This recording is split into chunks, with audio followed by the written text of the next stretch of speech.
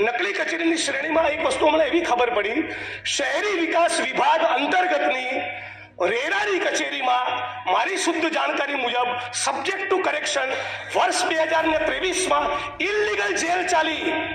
રાજ્ય સરકારની જાણ બહાર રાજ્ય સરકારના ગેજેટમાં નોટિફિકેશન વગર જે બિલ્ડરોએ ચોક્કસ પ્રકારની પ્રોવિઝનનું કોમ્પ્લાય ના કર્યું હોય એ બિલ્ડરને સિવિલ પ્રિઝનમાં મૂકવાની જોગવાઈ છે।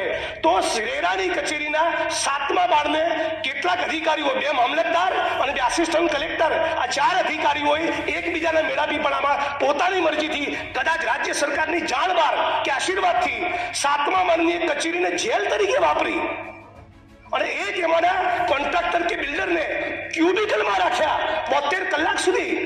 આ ભારતના બંધારણના આર્ટિકલ 21 અને માનવ અધિકારનું સિરિયસ હનન છે।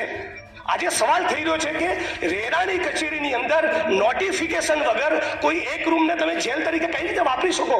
અને જો આ બાબતે મારી ભૂલ થતી હોય તો માનનીય મંત્રીશ્રી જ્યારે મારી વાતને રિસ્પોન્ડ કરે તો આ સન્માનની ગૃહના રેકોર્ડ ઉપર એ નોટિફિકેશન જાહેર કરવું જોઈએ। એક માણસ, એક બિલ્ડરને 72 કલાક સુધી 3 દિવસ ક્યુબિકલમાં ગોંધી રાખ્યો છે। એનું ડાયાબિટીસ 500 થઈ ગયું એક માણસનું, એને સિવિલ ગાંધીનગરમાં હોસ્પિટલાઇઝ કરવો પડ્યો હતો। આ શું ચાલી રહ્યું છે આપણા ગુજરાતમાં? નકલી કચેરીઓ, નકલી જેલ, અને રાજ્ય સરકારની જાણ છે કે નહીં? રાજ્યની સરકારે એનો ખુલાસો કરવો જોઈએ। એક માણસને હાર્ટ એટેક આવે એવી સિચ્યુએશનનું ત્યાં નિર્માણ થયું હતું અને હમણાં 2023માં જ્યારે અનિતા કરવાલ આવ્યા ત્યારે અમને કચેરી બંધ કરાવી। તો કચેરી શરૂ થાય, બંધ થાય, તેનું નોટિસ હોય, એની ગેજેટમાં એન્ટ્રી થાય, કચેરી બંધ કર્યું તેના કારણો રજૂ કર્યા હોય, કોના કહેવાથી, કોની સૂચનાથી, કોના આદેશથી આ રેરાની કચેરીમાં 7મા માળે વર્ષ 2023માં બિલ્ડરો અને રિયલ એસ્ટેટના માણસોને કયા ઇન્ટેન્શનથી એક જેલમાં ગોંધી રાખવામાં આવ્યા? આ બહુ સિરિયસ સવાલ છે। ગુજરાતની 6.5 કરોડ જનતા આ જાણવા માંગે છે।